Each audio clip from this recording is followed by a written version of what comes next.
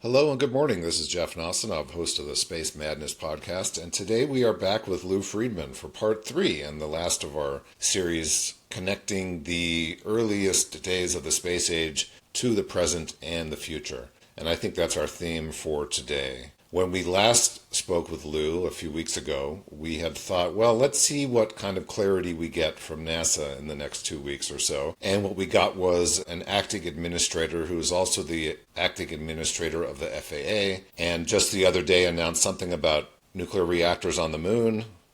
And so it's become about as clear as mud, to use a very old expression. So with that, I'm going to say, Lou, you had that recent article. Obviously, you're thinking a lot about the future.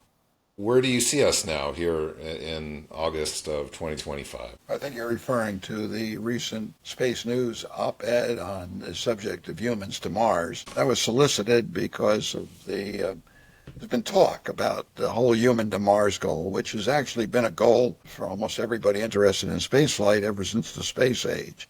And it's always a goal that seems to be 20 years in the future. And I pointed out that four presidents have announced that kind of a goal. Bush, 41, George H.W. Bush, George W. Bush, 43, President Obama, and now President Trump have all gave speeches and put out documents that said the purpose that they were setting a human to Mars goal. In some cases, they even suggested a time frame. None of those presidents ever got any political support for their goal, and none of them ever followed it up with a program, plan, or money or budget that could even get started on it, let alone accomplish it. And I don't think that's an accident. I don't think we can say what we want about weakness of presidents and all of that, but I think what it points out is that what they lacked was not so much a budget, they lacked a rationale. They never gave a political purpose to that. Unlike the Apollo, which had a very clear political purpose, namely beating the Soviets to the moon, or unlike the space station, which also had a clear political purpose, get money over to Russia so that they don't sell their nuclear arms to bad actors in the world in the post-Soviet era. There hasn't been a overriding political or geopolitical goal that could be established for the exploration of Mars, and that's why none of these initiatives have gone anywhere. But there's still a lot of talk about it now. Trump has mentioned it. Elon Musk says that's his goal, and so I was asked to write this op-ed, look at the subject in a broad sense, and see where it's going. It's very uncertain to me, as everything in the Trump administration is full of contradictions, yet has an overall pattern. The overall pattern is cut government functions, get the government out of everything, certainly out of science, and certainly out of space exploration. They propose a 25% cut for NASA and a 50% cut for space science. At the same time, they make headlines with Trump saying we want to go to Mars, or with this new acting administrator saying he wants to build a nuclear reactor for eventual on the moon. At the same time, the OMB has said they want to cancel all future missions to the moon after Artemis 3. That is, after the first humans. So that's what I mean by contradictions. Sure. I can't make a prediction, and I can't say I'm optimistic or pessimistic. It's just too uncertain. But the trend has been that we're not doing space exploration. So there's two things that come to mind there. You mentioned Apollo as the major accomplishment with a clear geopolitical goal. You mentioned the station as the same backing. The shuttle obviously was its own entity. So I'm curious how you would apply that lens to the shuttle. Well, the shuttle was a negative space decision. Let's be clear about that. The shuttle was not anybody interested in space didn't make the decision about the shuttle. President Nixon, after the successful Apollo landing, and he congratulated the astronauts who made it to the moon, had a commission under the chairmanship of Tom Paine, was the NASA administrator at the time, and gave it was options of what we do next for NASA. And they presented him with, I think it was 3 options or 4 options. But the main goal was to get humans to Mars. That was clearly what Tom Paine intended, that's what NASA intended, and that's what Nixon rejected. And then Nixon said, we're not going to do that. That was Kennedy's thing. We're not doing that all over again. So then NASA came in and said, let's do a space station. And they proposed the space station, and they put some costs associated with that. And Nixon said, no, that's too big. So then they had a couple of other options. The lowest cost option was to have a shuttle, reusable, supposedly reusable, launch vehicle that could fly back to Earth, but it didn't have any destination. No moon, no Mars, no space station, just go to orbit and fly and then come back to Earth. And Nixon said, is that the lowest cost? And they said, yes. And so they approved it. And then within the same year, he said, well, that's too much money.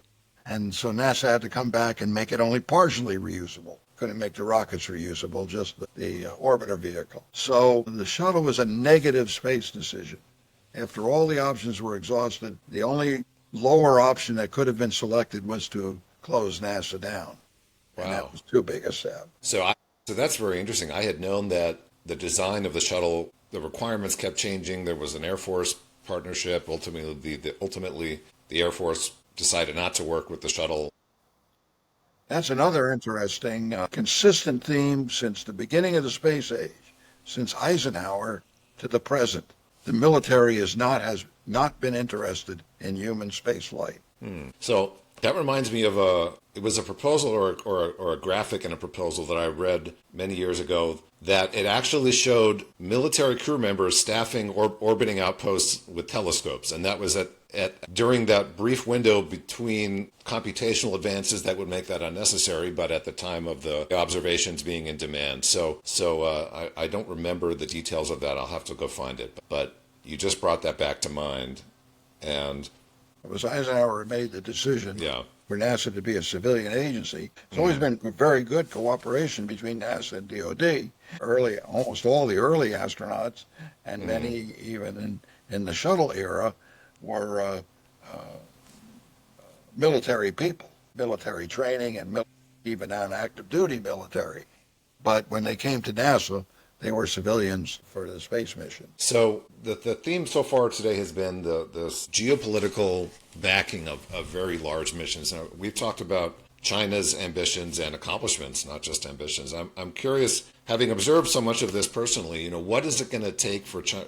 What accomplishment of China's is it going to take for us to really see it as that level of motivation, or is that era gone of the dueling multipolar world? Well, that's the $64 billion question, not $1,000 billion, because the answer to anything to respond, like humans back to the moon, humans on a lunar base, humans going to Mars, 64 billion is a low estimate. So that is the $64 billion question. I don't know the answer to that. Do the American people care? Does the political system care that China's going to send people to the moon 50 years after we did and begin to develop lunar operation, put astronauts doing things on the moon?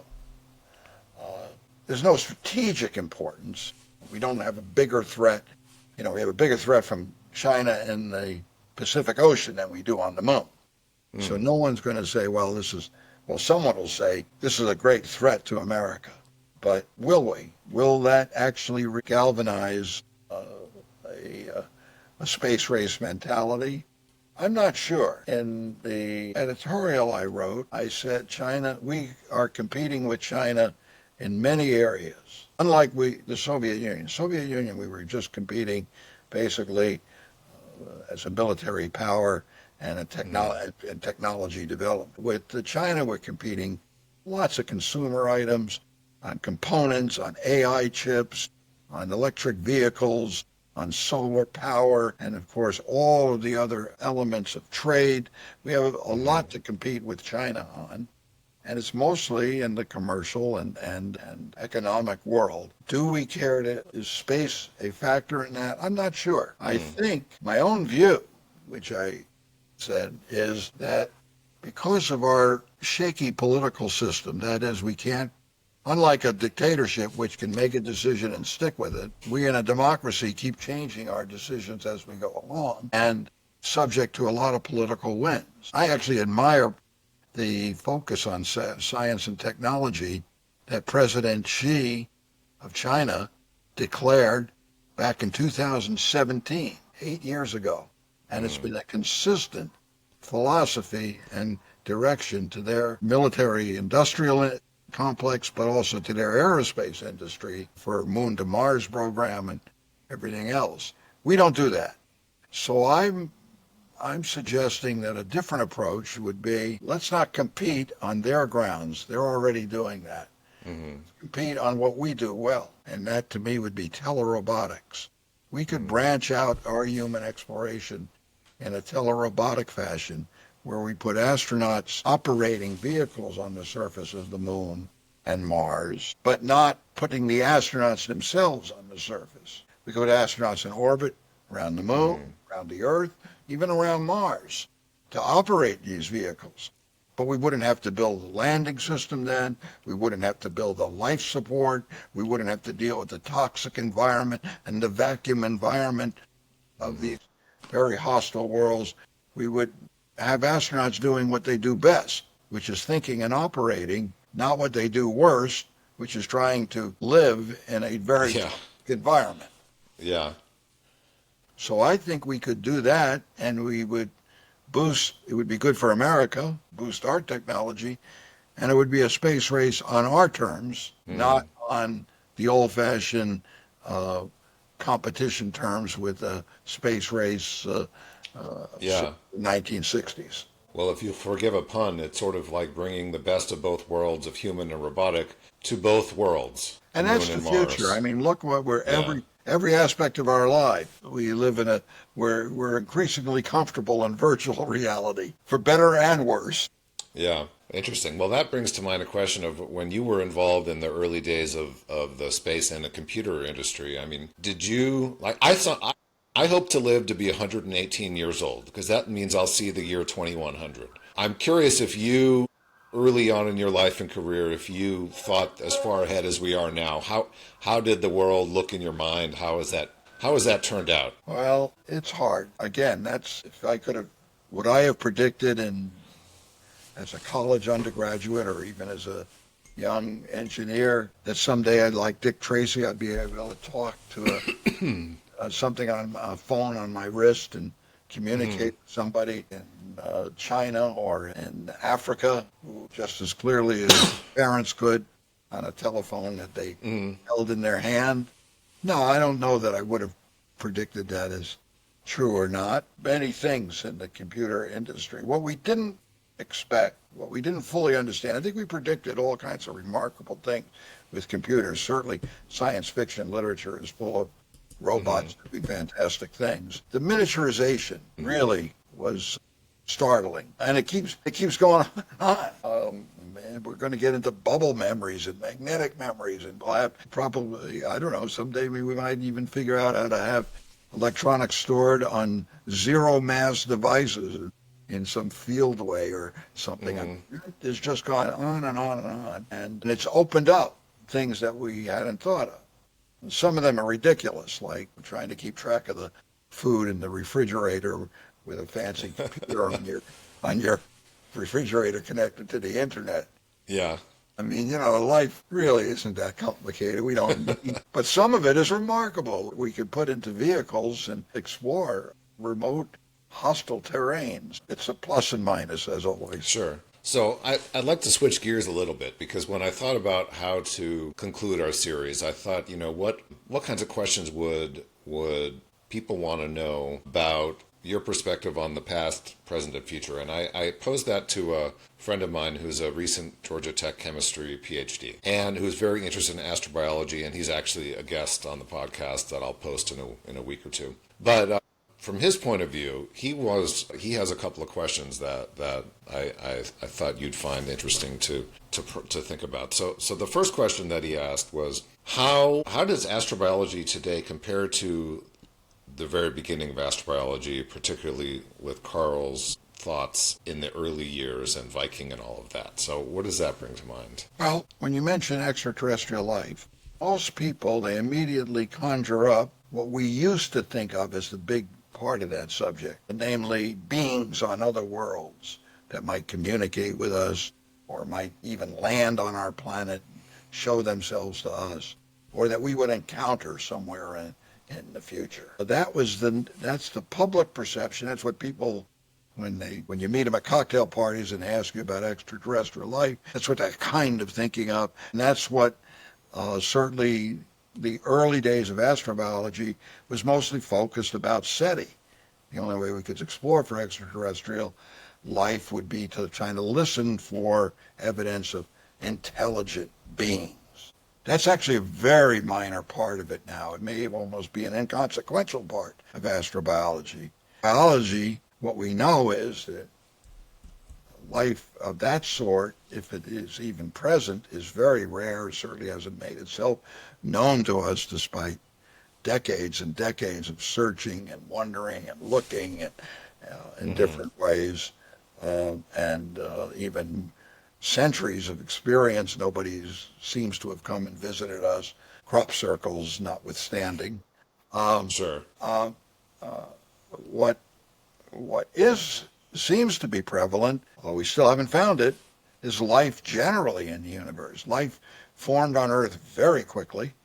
Within the first few hundred million years before the Earth even had an oxygen atmosphere, life was forming here, but it stayed single cell for a long time. So the notion is that probably on other worlds, this transition from chemistry to biology can occur, and there might be billions of worlds with some kind of life on them. Not necessarily beings, not necessarily intelligent life as we define it, but life there. And so the astrobiology now is a lot about this chemical, same thing that the origin of life question is on Earth, which is the whole relationship between the chemistry of the universe and the biology that ultimately made life and then us. We don't even know the answer to that on Earth, let alone extraterrestrial life hasn't been discovered yet. And the two are related. Even if we find the answer to some kind of chemical, biological transition on Earth,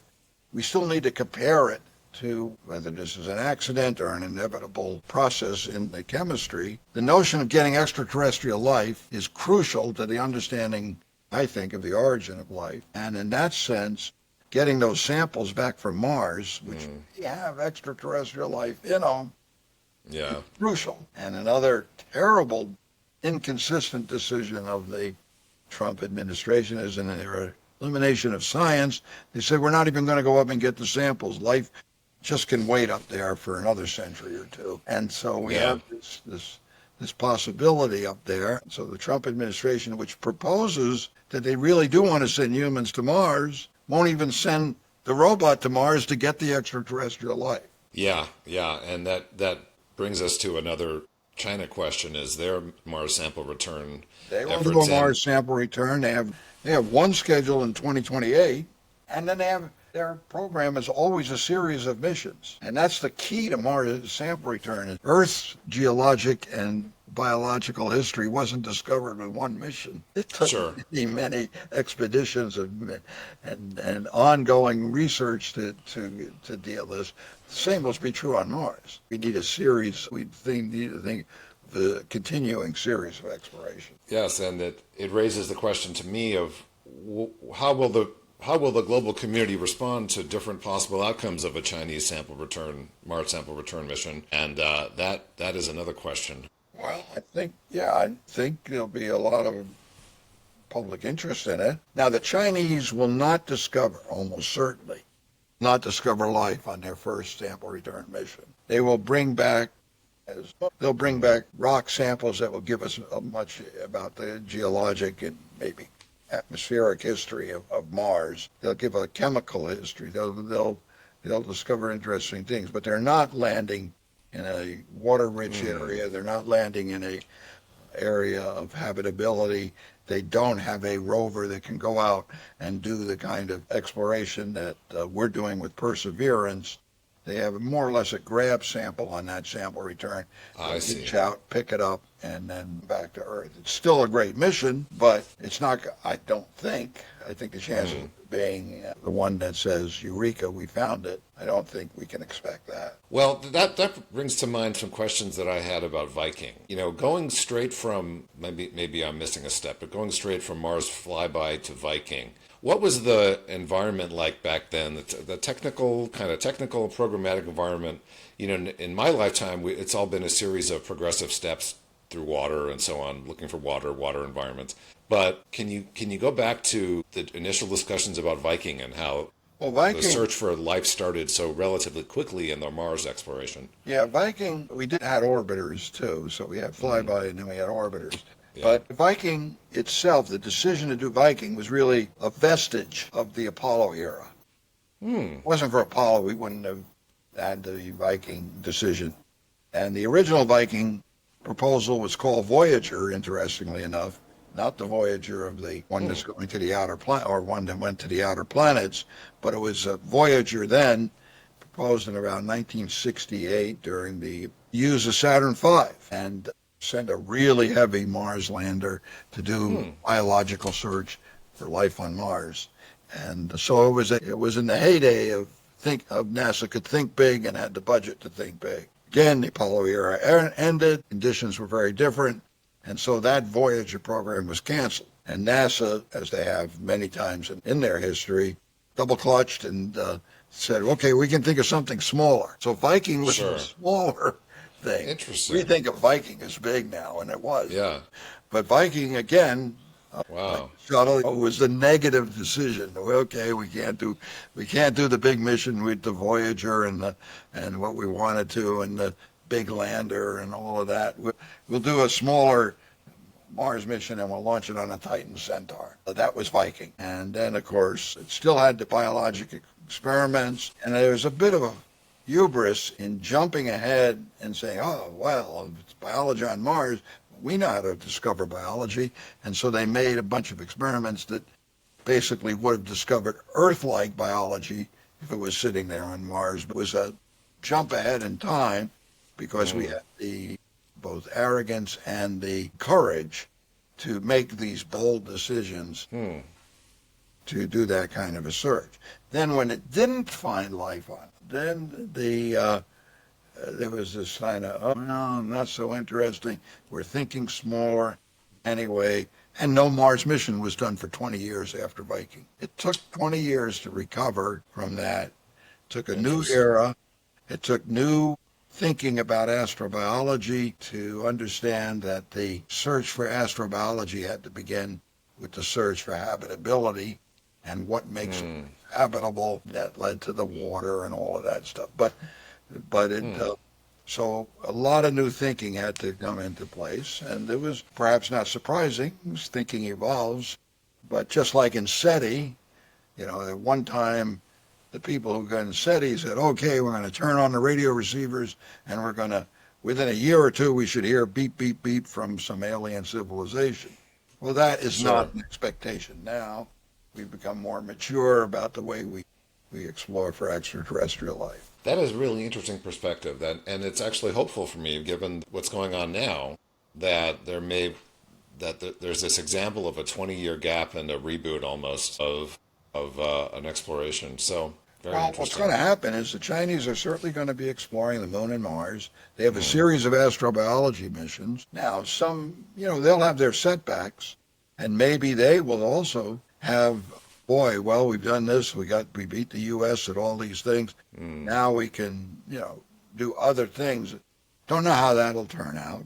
But they're not the only players. India is also developing a Mars sample return. Japan is developing a Phobos sample return. That is a Martian moon sample return. And Korea and other Asian countries are beginning to get involved in space missions. So there will be other players, and these same processes will continue. And I don't want to be negative about the United States, saying I don't think we're going to get out of it permanently. We have a rich capability here, and we should recover and be able to continue on exploration even after the current era. Even China recovered from its cultural revolution when all knowledge was disdained. We will True. recover, I think, from our cultural revolution when all facts and knowledge are disdained. Interesting. Yeah. Yeah, you mentioned that you characterized it that way the other week or month online, and that was very thought provoking for me. So as we move through these waters, I'm curious what advice would you give to someone entering these fields now and really I think trying to follow in the footsteps of your generation and so There's a on. wonderful article, by the way, this month in the Atlantic magazine. Mm, Urge everybody to read. It's basically called The End of the Science Empire. mm, Starts out with an in-depth interview and discussion with Roald Sagdaev, who was the head of the Russian space science program for many years. And he's now here. He's an American professor, was a professor at University of Maryland. Now he's retired. He witnessed and basically presided over the end of the Soviet science empire. Soviet had a mm, very rich science program, support for not only planetary missions, but astrophysics missions, astronomy. At one time, they were even active in biology before the whole rejected the genetic theory and went to Lysenko and that craziness. But the Soviet Union dissolved its science empire, and as we are dissolving ours, we are abolishing support to mm. the health science, we're abolishing support to climate science, we're abolishing support to planetary science, we're abolishing support in physics, and we're closing up institutions, and where there aren't institutions, we're scaling back university research and all. We don't want to have federal support for universities anymore. So we're doing all the things that basically dissolve a science capability, and the Atlantic magazine points out that they've interviewed many scientists. Many are going to Europe. Many are going to Asia. And Europe science institutions are putting out bonuses now to attract Mm. disaffected scientists who are losing their jobs and losing their base here. And China is making a big play in this area. So my advice to young people, look abroad. Certainly for many years, look abroad. Whether you can come back, what the situation will be, who knows. But it used to be that scientists from all over the world came here for those Mm. opportunities. And I think now, for the next few years, we'll be going there. Will it be robust? I don't know. Yeah.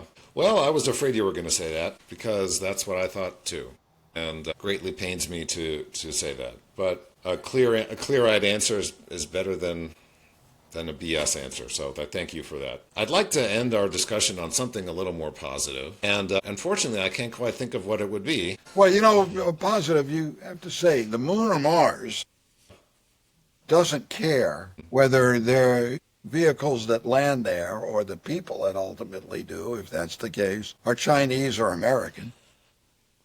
Is it going to be exploring those things?